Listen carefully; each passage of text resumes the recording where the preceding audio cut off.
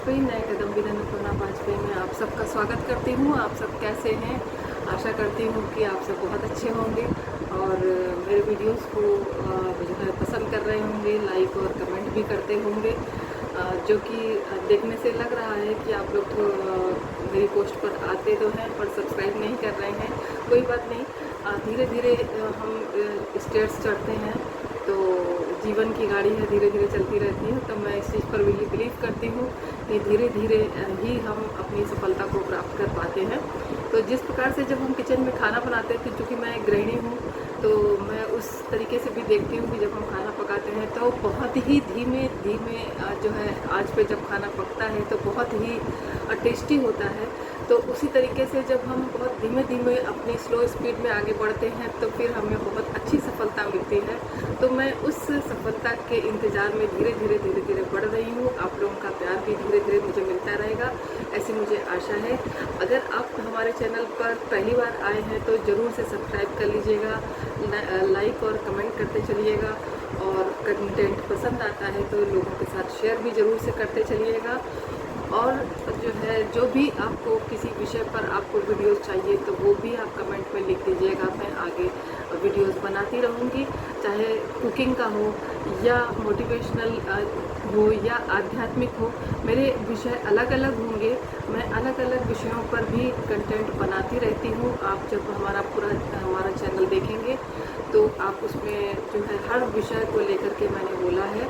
और अब जो है कुकिंग पर थोड़ा सा काम कर रही हूँ, जो कि जनरली क्या होता है कि शुगर के पेशेंट्स इस समय क्या है कि शुगर की समस्या बहुत ज़्यादा है, बीपी की समस्या बहुत ज़्यादा है लोगों में, और जो है जो आर्थराइटिस की समस्या है वो बहुत ज़्यादा है।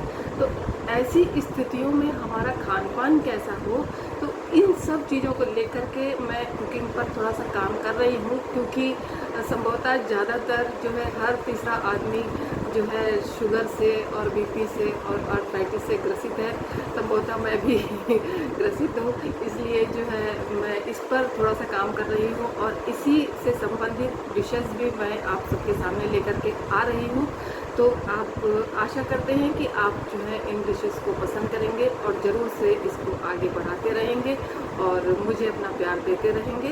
तो आज मैं कुछ हैक्स जो है आपके साथ शेयर करूँगी, तो और जो है जिनको कि आप अपनाएंगे तो ज़रूर से आप अच्छी तरीके से अपनी जो है किचन को, अपने दिनचर्या को मैनेज कर पाइएगा।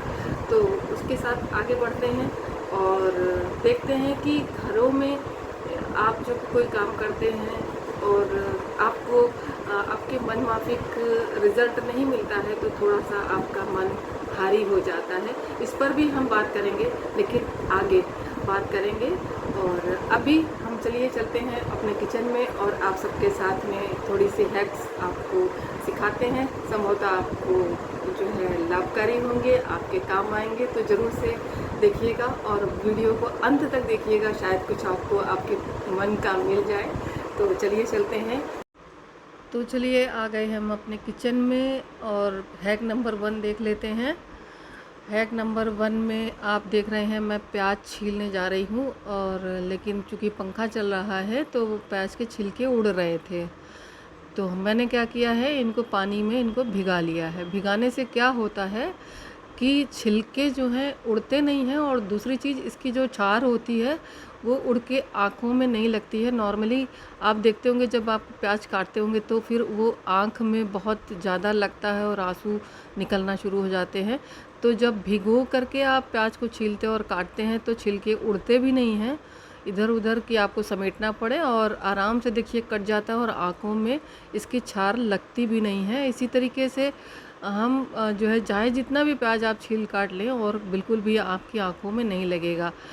ऐसे ही लहसुन के साथ भी होता है, जब लहसुन हम छीलते हैं तो उसके भी छिलके उड़ने लग जाते हैं, तो उनको भी हम पानी में भिगो लेते हैं। तो कई लोगों की खाल जो होती है, स्किन बहुत ज़्यादा सेंसिटिव होती है, लहसुन से स्किन जल जाती है, खून तक निकल आता है। जैसे कि मुझे प्रॉब्लम है लहसुन से, मैं लहसुन डायरेक्टली छील लेती हूँ तो मेरी स्किन चटक जाती है और खून तक निकल आता है। तो मैं पानी में भिगा कर उसको 1-2 कलियाँ जब भी छीलनी होती तो मैं वैसे ही छील लेती हूँ। तो ये हुई लहसुन और प्याज की बात। अब हम बात करते हैं धनिया की। अगर आपके पास बहुत सारी धनिया आ गई है तो उससे आप साफ़ कर लें। साफ़ करने के बाद एयर टाइट जो बैग्स आते हैं, ये पॉली बैग होते हैं, इनमें रख लीजिए। अगर आपके पास नहीं है तो आप चिंता ना करें, अखबार तो आता ही होगा, आप अखबार में साफ़ करके इनको ऐसे टाइट से लपेट के रखें और आप देखिएगा आपकी धनिया बहुत दिनों तक तरोताज़ा रहती है।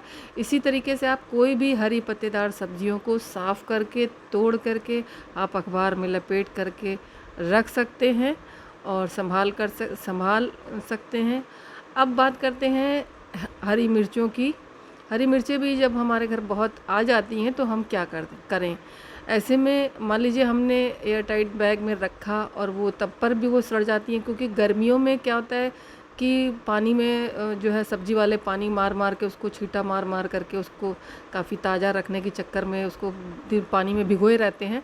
तो ऐसे में आप चाहे जहाँ भी रखेंगे वो सड़ जाती है। तो हमें क्या करना है, इसको धो लेना है।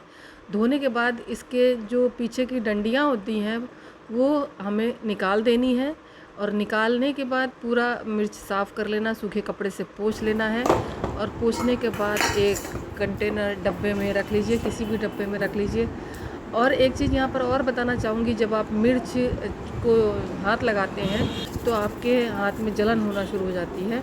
तो ऐसी स्थिति में आपको हाथ में देसी घी लगा लेना चाहिए, तब आप जो है इसका जो है मिर्च का काम करें तो आपके हाथों में जलन नहीं होगी। अब बात कर रहे थे हरी मिर्चों की कि हम उनको ताज़ा कैसे रखें। तो ये देखिए मैंने सारी हरी डंडियाँ तोड़ ली, हरी मिर्च की डंडियाँ तोड़ दी हैं और अब मैं इनमें 2 से ढाई जो है चम्मच हल्दी डाल दूँगी और हल्दी डालने के बाद इसमें पूरी तरह मिक्स कर दूँगी। मिक्स करने के बाद और इसमें आपको कुछ भी नहीं डालना है, और अगर डालना चाहें तो आधा चम्मच तेल, सरसों का तेल डाल सकते हैं और डाल करके उसको रख दें। बहुत दिनों तक हरी हरी मिर्ची आपको मिलती रहेगी। अब क्या करें, जब बहुत ज़्यादा प्याज कट गई है, क्योंकि कटी हुई प्याज को रख करके हम सलाद के रूप में नहीं खा सकते, क्योंकि वो आधे घंटे के बाद जो है प्याज को बोलते हैं कि वो खाने लायक नहीं होती है, लेकिन वो पार्टियों बारातों में खा लेते हैं लोग, पता नहीं वो हार्मफुल होता है। लेकिन अब ज़्यादा प्याज कट गई तो क्या करें, उसको सिरका, वाइट विनेगर डाल करके उसको आप सहेज के रख दें तो वो सिरके वाली प्याज नुकसान नहीं करती है और लू में भी फ़ायदा करती है। अब आते हैं धनिया, हरा धनिया, उसको किस तरीके से हम सहेजें। तो जैसे हमने आपको बताया था कि उसको आप अखबार में भी लपेट सकते हैं, एयर टाइट बैग में भी रख सकते हैं।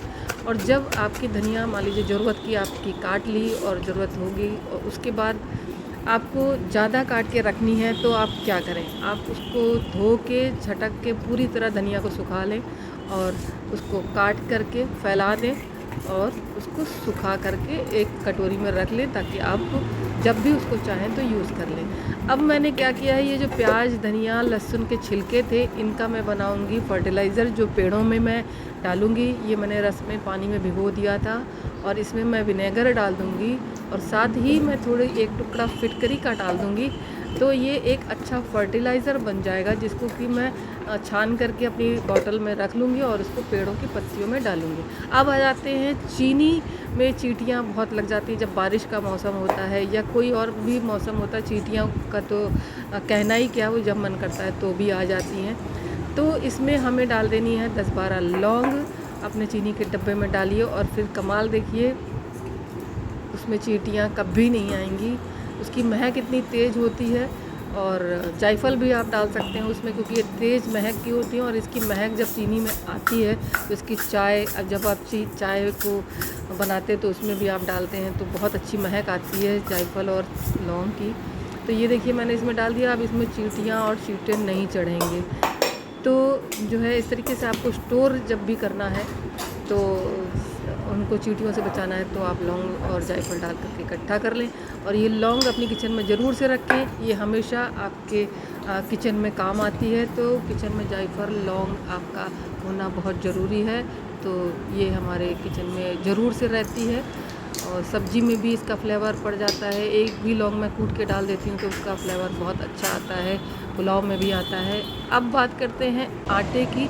गर्मियों में क्या होता है, आप रोटी पराठा पूड़ी जो भी बनाते हैं तो जो है कड़ी हो जाती है, आप रख देते हैं तो कड़ी हो जाती हैं। और जो बुज़ुर्ग होते हैं और बच्चे तो खा लेते हैं कैसे भी करके, लेकिन बुज़ुर्गों के जो होती है एज की, जितनी जितनी एज होती जाती है वे थोड़ा कड़ी रोटियां नहीं खा पाते, तोड़ नहीं पाते, नहीं दांतों से चबा पाते। तो ऐसी स्थिति में क्या करें? अब आटे में जब भी आप आटा गूंदने चलें तो आप 1 कप दूध डाल दें और पानी डाल दें और फटाफट देखें फिर इसका कमाल। तो मैं बात कर रही थी कि जब हम घर में घरों में हो या कहीं किसी संस्थान में हो, जब हम कोई काम कर रहे होते हैं बड़े मन से और बड़े ही चाव से किसी काम को करते हैं, और जब हम किन्हीं संबंधों को भी बड़े चाव से निभाते हैं, और जब वहाँ पर कुछ जो है कहीं ना कहीं कुछ दरार सी आ जाती है, जब कोई भी जिस तरीके से हम कोई एक क्ले से कोई भी सामान बनाते हैं मान लीजिए, और उसमें एक चटक सी आ जाती है, दरार आ जाती है, तो फिर हमारा मन थोड़ा सा वहाँ पर दुखी हो जाता है कि हमने इतनी मेहनत करी थी इस पॉट को बनाने के लिए और इसमें ये चटक आ गई, अब मुझे इस पर दोबारा से मेहनत करनी पड़ेगी। तो उसी तरीके से रिश्तों के साथ भी होता है। जब आप जो है अपने रिश्तों को संभाल कर चल रहे होते हैं और कहीं ना कहीं किन्हीं कारणोंवश या लोगों की जो है गलतियों के कारण या आपकी अपनी गलतियों के कारण पॉट में जब दरकन आ जाती है, चटकन आ जाती है, तो वो पॉट देखने में अच्छा नहीं लगता है। तो उस स्थिति में अपने उन संबंधों रूपी पॉट को आप कैसे डेकोरेट करें, कैसे सजाएं, इस विषय पर मैं 1-2 ही बातचीत आपको बताऊंगी कि आपको क्या करना चाहिए, किस तरीके से आप अपने रिश्तों को संभाल सकते हैं। मैं इस विषय पर काफ़ी वीडियोस पहले दे चुकी हूँ, मैं आज 2-3 बातचीत आपको बताती हूँ कि जब आप ये देखें कि आपके इर्द गिर्द नकारात्मक शक्तियाँ ज़्यादा हैं, नकारात्मक लोग ज़्यादा हैं, जिनको कि आपकी किसी भी कार्य के किए का कोई भी असर नहीं होता है, तो ऐसे लोगों के साथ आप दूर रहें, ऐसे लोगों से आप दूरियां बना के रखें। ऐसे लोगों के नज़दीक जाना आपके लिए हितकारी नहीं होता है। यदि आपको ऐसा लगता है कि ये व्यक्ति हमारे द्वारा कही हुई बात को समझेगा, हमारी कही हुई बात को मानेगा, तो आप अपनी बात को वहाँ पर रखिए, अन्यथा वहाँ से दूर रखिए, क्योंकि बेवजह अपने पैरों में कांटा कोई नहीं चुभाता। तो ऐसी जो है जो कांटे वाली राह है, उस रास्ते को चुनने से पहले आपको उस रास्ते को साफ कर देना पड़ता है, तभी आप उस रास्ते पर अच्छी तरीके से जा पाते हैं और अपने गंतव्य तक पहुंच पाते हैं। तो अपने गंतव्य तक पहुंचने के लिए उस रास्ते के शूल को हटाना पड़ता है। तो उसी तरीके से संबंधों में जब ये शूल आ जाते हैं तो इन शूलों को तोड़ के निकालना पड़ता है। जब घर में कोई इस तरीके की समस्या हो जाए, घर में लोग नकारात्मक बातचीत करने लग जाएं, तो वहाँ पर आपको मौन धारण कर लेना चाहिए। आपको प्रति उत्तर में कुछ भी नहीं बोलना चाहिए। वहाँ पर उस समय आप शांति रखें और इंतज़ार करें सही वक्त का, ताकि आप अपनी बात को उसके सामने रख पाएँ और प्रॉपर तरीके से अपनी बात रखें, ताकि वो आपकी बात को समझ सके और समझ करके आप, अगर वो गलत है तो वो आपसे क्षमा याचना कर ले। तो वहाँ पर क्या होता है कि आप अपने संबंधों को भली भांति उसको आपने उनको समझाने के लिए, उनको आगे बढ़ाने के लिए कुछ आगे प्रयास किया, तो इन प्रयासों से आप अपने संबंधों को बहुत अच्छी तरीके से निभा पाते हैं। तो आगे चलते हैं, दूसरी बात करते हैं कि जब ऐसी स्थितियां आपके संस्थानों में होती हैं तो वहाँ पर भी आप यही स्थिति को अपना सकते हैं, ऐसी चीज़ों को अपना सकते हैं। और नहीं होता है, यदि आप अपना भरपूर दे रहे हैं, आपका कर्तव्य क्या बनता है, आप अपना जो आपका दायित्व है वो भरपूर देते रहिए। अपने कर्तव्यों में, अपने दायित्वों में कोई कमी मत करिए। जब भी आपका दायित्व देने की बात आए तो आप वहाँ पर कम ना पड़े, आप हमेशा आप एक्स्ट्रा रहें वहाँ पर, ताकि आपको कोई आप पे उंगली ना उठा पाए। तो इस तरीके से जब आप करेंगे तो आपके संबंध अवश्य ही मेरे हिसाब से बने रहेंगे, जो है सुंदर बनेंगे, और आप अपना स्थान अपने परिवार के बीच में, अपने संस्थान के बीच में एक अलग स्थान बना पाएंगे। तो जो है इस तरीके से आप जब अपनाते हैं तो ज़रूर से ज़रूर आप कहीं ना कहीं सफलता प्राप्त करते हैं। तो चलिए आगे चलते हैं। तो मित्रों, आपने मेरा पूरा वीडियो देखा होगा, और देखने के बाद में आपको कौन सी बात हमारी सबसे अच्छी लगी, कौन सा हैक आपको सबसे अच्छा लगा, कौन सा तरीका काम करने का अच्छा लगा, तो किस आप तरीके से फ़ायदा उठा रहे हैं, ज़रूर से कमेंट में लिख के बताइएगा, और मुझे आपके कमेंट्स का इंतज़ार रहेगा। तो मुझे आशा ही नहीं, पूरा विश्वास है कि आप अपने अन्नपूर्णा वाजपेयी को कभी निराश नहीं करेंगे। तो इसी के साथ साथ धन्यवाद, नमस्कार और जय हिंद, जय Bharat, tata and bye bye.